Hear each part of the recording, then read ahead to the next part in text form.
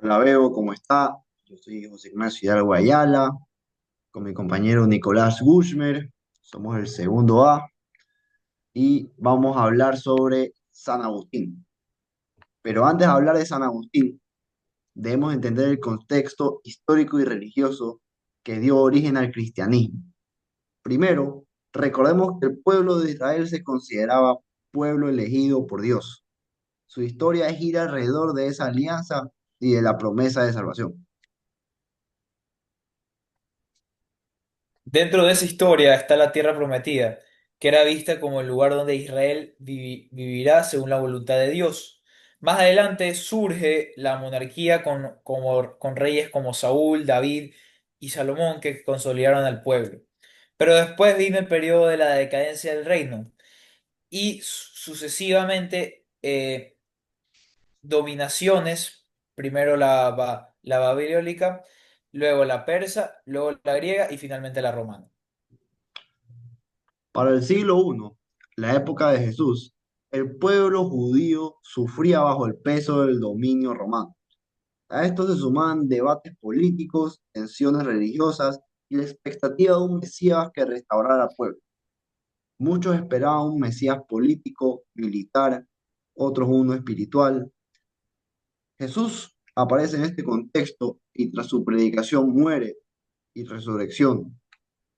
Nace la comunidad cristiana gracias a los apóstoles. Ahora vamos a hablar un poco sobre la filosofía medieval y Agustín.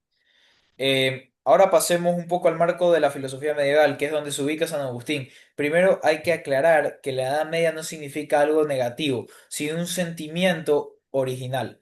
Solo indica el periodo entre la antigüedad y la modernidad. La filosofía medieval no se puede entender sin la religión.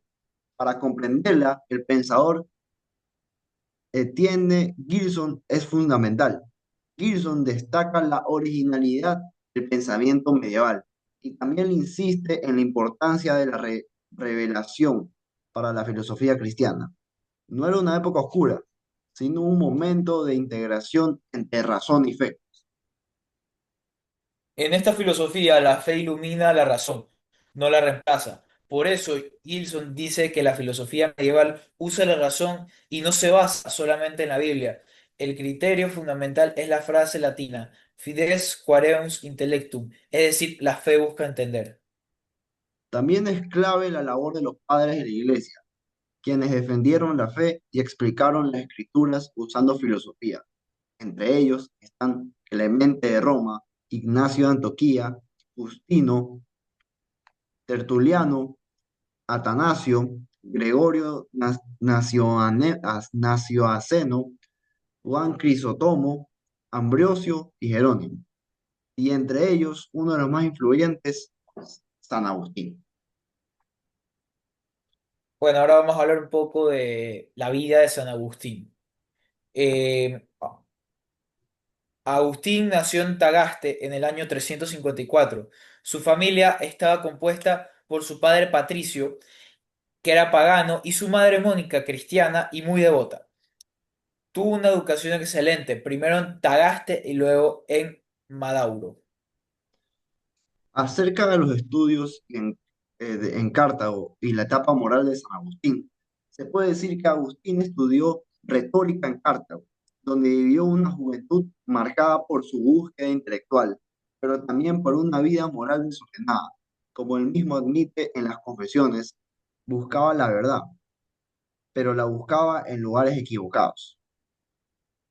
Ahora vamos a hablar un poco del maniqueísmo, que estuvo 9 años San Agustín. Durante 9 años, que en estos durante 9 años formó parte del maniqueísmo, una doctrina que defendía que el bien y el mal son dos principios eternos que luchaban entre sí. Al principio le pareció una explicación racional del mal, pero con el tiempo sintió que sus respuestas eran superficiales. Durante la vida de San Agustín, él mismo tomó un viaje a Roma y Milán, en el cual se encontró con Ambrioso. Luego viajó a Roma y después a Milán, donde fue profesor de retórica. Allí conoció al obispo Ambrosio, uno de los grandes teólogos de la época. Agustín quedó impresionado por su forma de explicar las escrituras con profundidad filosófica. A todo esto, a San Agustín le influyó mucho Plotino, ya que él tenía una crisis interior. En Milán también llegó a conocer el pensamiento de Plotinio, que fue el representante del neoplatonismo. Sus ideas sobre la interioridad y la búsqueda de la verdad influyeron profundamente en Agustín, pero aún así vivía una lucha interior.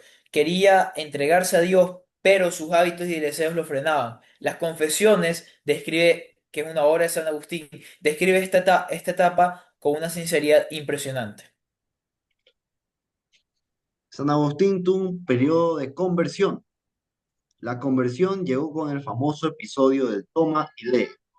Mientras lloraba en un jardín, escuchó la voz de un niño que repetía esta frase. Agustín interpretó que era un signo de Dios. Abrió la Biblia al azar y leyó una frase de San Pablo que lo conmovió profundamente. Dedicó cambiar su, decidió cambiar de vida radicalmente. Eh, Fue bautizado por Ambrosio en la Pascua del año 387, cuando regresaba a África. Su madre Santa Mónica murió. Agustín lo narra en las Confesiones como uno de los momentos más dolorosos de su vida, pero también como un acto de fe. Ya de vuelta en Tagaste, fundó una comunidad monástica. Más adelante fue ordenado sacerdote y luego obispo de Hipona. Desde entonces dedicó su vida al estudio, la predicación y la escritura. San Agustín escribió numerosas obras, pero las más importantes son La ciudad de Dios, que trata de donde narra su camino interior, las las confesiones, que es donde narra su camino interior, la Estableciste conexión con ciudad de Red Dios, L7 escrita tras el saqueo de Roma, la...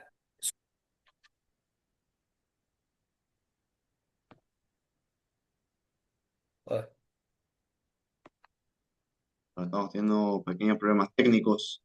Compañero, ¿en qué parte te quedaste? Se me cortó todo.